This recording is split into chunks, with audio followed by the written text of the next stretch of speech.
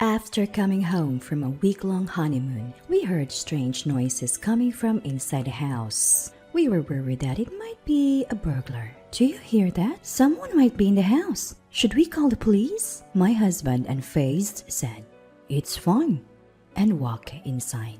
I followed him in a hurry and found mother-in-law and sister-in-law inside. Relieved it wasn't a burglar, I still couldn't understand why they were in our house. Apparently, they had taken the keys from my husband to look after the house while we were gone. We thought they would leave once we returned, but they showed no signs of doing so. "It's getting dark. Time for you to go." Oh, can't we stay a bit longer? Not only they did not leave, but they also took over the living room and started using our bathroom. I thought they would surely leave the next day, but even when I came back from work, they were still there. I couldn't take it anymore. I asked my husband to make them leave. He replied, "We're all living here now. If you don't like it, you can leave." "All right," I said. Packed a suitcase with essentials and left the house. My name is Adeline, and I am 29 years old, magazine editor. I met my now husband Dave 3 years ago through a friend. With little dating experience, I was drawn to Dave, who was decisive and took the lead. He confessed his feelings, and after dating for 3 years, we got married. Whether choosing a new home or a wedding venue, he was dependable and made things run smoothly. Life was good with him, but I'd been stressed with mother-in-law and sister-in-law. Dave's father passed away 10 years ago, so it's just mother-in-law and sister-in-law who is 27. We kept our distance before the wedding, but now they become more intrusive. Mother-in-law calls almost every day asking us to increase her monthly allowance. "Even $200 would be fine," she pleads. Since Dave is the only providing the money, I tell her to talk to him, but she blames me for not being able to increase the allowance. I also get lectured about not visiting their house often enough for cleaning and other duties. On top of that, sister-in-law visits us unannounced, usually when I'm cooking dinner. "Just making food? I'm hungry, so hurry up," she says, sitting on the sofa and eating dinner before leaving. Even after telling her to inform us before coming, nothing changed. Since they're Dave's family, I didn't strongly refuse expecting Dave to step in for me, but that hasn't happened. 6 months into our marriage, Dave and I finally had a chance to go on our long-delayed honeymoon.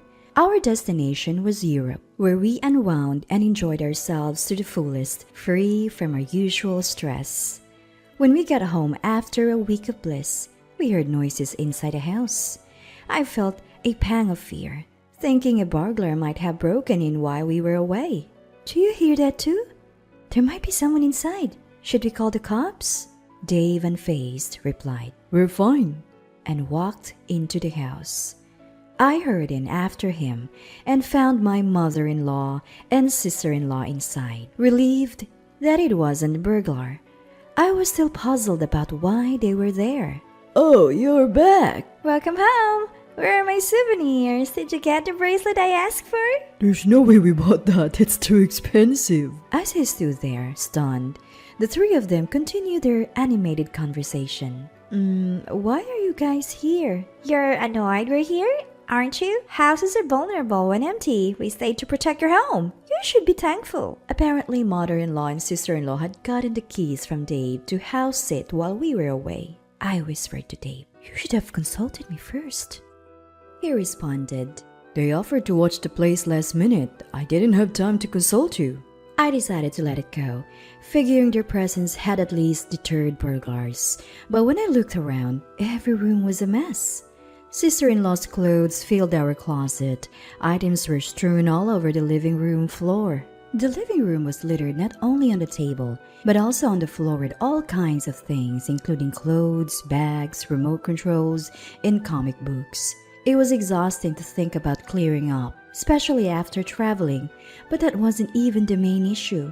Despite our return, mother-in-law and sister-in-law showed no signs of leaving. "It's getting late. You should head home." "We're family. Why bother about formalities?" sister-in-law said, continuing to make themselves at home. I had hoped they'd leave the next day, but even after I returned from work, they were still there. I made it clear they needed to go, but they insisted. We're family, so don't bother about us. I was still doing all the cooking, cleaning, and laundry. So, Dave and I decided we have to ask them to leave when he got home. While cleaning the rooms, I noticed one of my perfumes was missing. It was a limited edition perfume that is not available now and cost over $300, so it was something I used to cherish little by little. In a rush, I asked my mother-in-law, and she had no idea about the perfume. When I confronted my sister-in-law, she said, Oh, I have that. And pulled the perfume out of her bag, but almost none of it was left. I had been saving it, and at least 60% was supposed to be left. It smells good, doesn't it? My friend said so too, so I lent it to them. She said it so casually without any remorse that I finally lost my temper. Why are you using it without asking? What you're doing is theft. Did anyone teach you not to steal? Seriously? I just borrowed it. Why are you making such a big deal? If you only borrowed it, will you give it back? Fine, but I used some, so half the price should be okay, right? I don't want money. I want the same item back. Wow, you're pretty. It's just perfume. I know your brand. It's not that expensive. Saying that, she checked the price on her phone. What? Why is this so expensive? Spending $300 on perfume is stupid. If it's so important, lock it up. She seemed flustered, realizing it was more expensive than she thought. It was important, so I only use it at home. I never thought I have a thief as a relative who'd barge in and use my things. Don't call me a thief for using some perfume. While we were arguing, Dave came home. What's all this noise? Listen, Ro, I use a bit of her perfume and she's calling me a thief. Leaving the loud sister-in-law in the living room, I explained everything to Dave in the bedroom. I can't take it anymore. Kick mother-in-law and sister-in-law out! Don't get so mad. I hadn't told you yet, but we're all going to leave here now. I was stunned by the unexpected news. Our old house is falling apart. We were debating repairs or moving.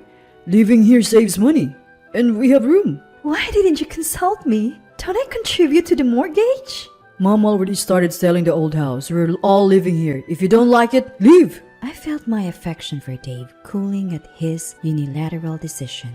Understood. With that, I began packing only the essentials into my suitcase. Dave didn't stop me. Instead, he said, Running away after a fight is childish. And returned to the living room. Mother-in-law and sister-in-law smirked as they watched me pack. As soon as I stepped out the door, they locked it behind me.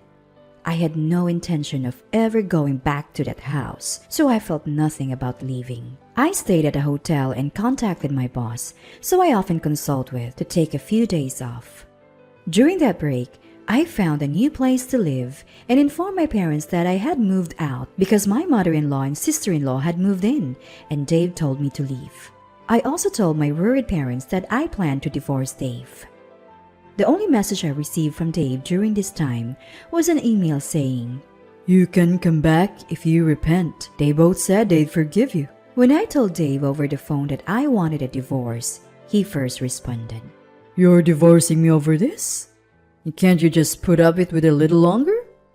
But when he realized I was serious, he agreed to the divorce. Things progressed smoothly after that, and the divorce was finalized within a few days. I wanted to end things quickly and sever ties, so I left the house today without any division of assets. Although we had been married for less than a year, the divorce led to concerned questions from friends and those around me. The old me might have said, It's nothing, and kept quiet. But I was over it and told everyone what had happened. Everyone was sympathetic and supportive, so I'm glad I spoke up. Living alone now, I no longer have to spend time on household chores and can focus more on work. I came up with 3 times the usual number of projects and even offered support to those who were struggling. Though my boss was concerned for me, I was grateful to throw myself into work, as being alone would bring back painful memories and make me wonder if I was also at fault. About 5 months after the divorce, Dave called. I had left most of my belongings at the house, so I thought the call might be about disposing of them and answered. At first, he asked things like, What are you doing now? And are you living alone? avoiding the main topic. Although Dave is the kind of person who gets grumpy if you don't get to the point, I had to bring it up because time was precious. Why did you call? I want to get back together. I had no intentions of reconciling, so when I tried to hang up, Dave hurriedly stopped me. Wait, there's something else I have to say. What? I'm busy, so make it quick. Can you lend me some money? I'm having a hard time with the mortgage payments. Though the mortgage was challenging for Dave alone, it wasn't an amount he couldn't afford on his income. It turned out that Dave thought he'd get a raise soon and would be able to maintain the house even after the divorce. However, the raise didn't happen, and he was told future raises would be difficult, so he decided to quit and find a new job. He thought he'd easily find a job with better conditions, but could only find places offering less pay than his previous job. I can't lend you any money. Please don't call me again. You're still single, right? No one's going to marry an older woman with a divorce history, so you're better off getting back together with me. Feeling demeaned by his comment, I responded, No, thank you. and I hung up the phone. I wondered why I ever liked such a person and felt disappointed in my lack of judgment. And so, not just from Dave, but also from mother-in-law and sister-in-law, the calls kept coming. From what I gathered through their calls, they assumed Dave must be earning well since we bought a new house and had a grand wedding reception. They thought I was the one preventing Dave from giving them more money because he himself said he couldn't afford it. So they believed that if I were out of the picture, they could live comfortably. Turns out, Dave's salary was less than they expected, and they panicked, hence the frequent calls. While it's common to think that men earn more than women, I actually make more than Dave. I wanted to block their calls, but Dave knew where I worked. I was afraid they might call or even show up at my workplace, so I answered the phone once in a while. The conversations were always about money. He'd say things like, They both are spending too much and drain our savings. or They both started part-time jobs, but they're still not making ends meet. I thought if I told them I was also broke, the calls would stop. So one day, as usual, they said, We need money for upcoming bills. I responded, Actually, I'm leaving my current job. I'm pretty much depleted my savings. I need money more than you do. If you don't believe me, ask my coworkers. After hearing this, Dave said, I see. and hung up. As planned, the calls from the three of them stopped. When I talked about this with a mutual friend, he told me Dave's situation was worse than I'd heard. Turns out, the salary at Dave's new job is less than his previous one, and most of it goes to the mortgage.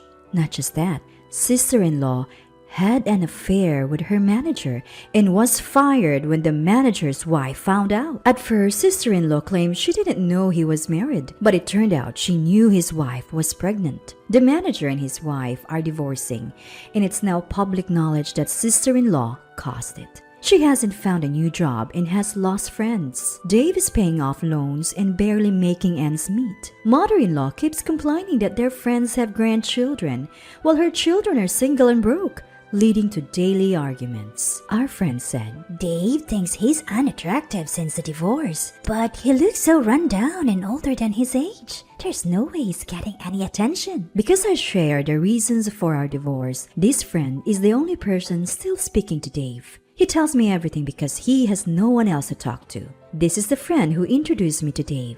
I feel responsible for introducing you too. And besides, Hearing about Dave's life is sort of entertaining. he said. He's also making sure Dave doesn't get near me again. As for me, I recently co-founded a web magazine company with some old friends from school. I left my job and used up most of my savings to start this company. Even though running a small business means I have to handle a lot of things on my own, it's exciting to continually take on new challenges. I used to be hesitant about diving into new things, but thanks to various experiences, I've gained the resilience to overcome hurdles. I've also started a relationship with someone I met through work. He's the kind of person who respects my feelings while taking the lead, and meeting him helped me realize that Dave wasn't a leading man, but simply self-centered. After my divorce, I thought for a few months that I couldn't possibly remarry or even date again. But now, I can think positively and want to cherish the happiness in this new chapter of my life.